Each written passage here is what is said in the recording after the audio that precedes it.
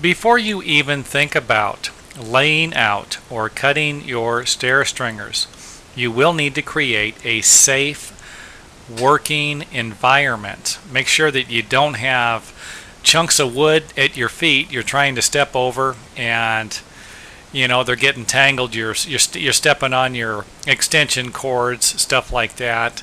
It's got to have a safe working environment. And another thing, and this is important, you've got to have a table that you're comfortable working with.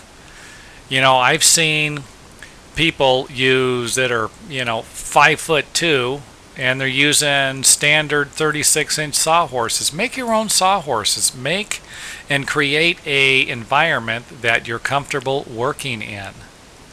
Next, we will need to place some scrap 2x4s on top of our work table, and then place the stair stringer materials that we are going to lay out and cut on top of those blocks.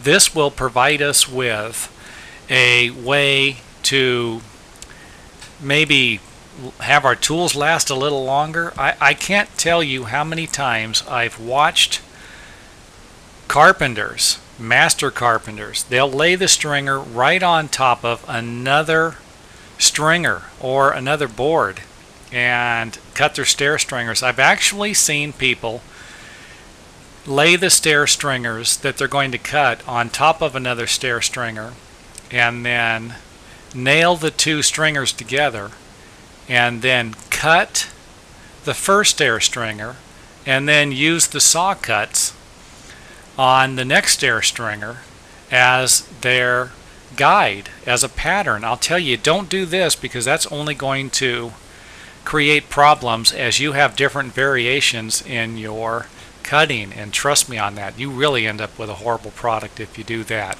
Anyway, back to our stair table. Make sure you got a comfortable working environment. If the saw is a little too high or a little too low, then you're not going to be comfortable, and it's really going to be unsafe also. So what would a good height be? Realistically, I'm 6'3", and I like 38-inch sawhorses.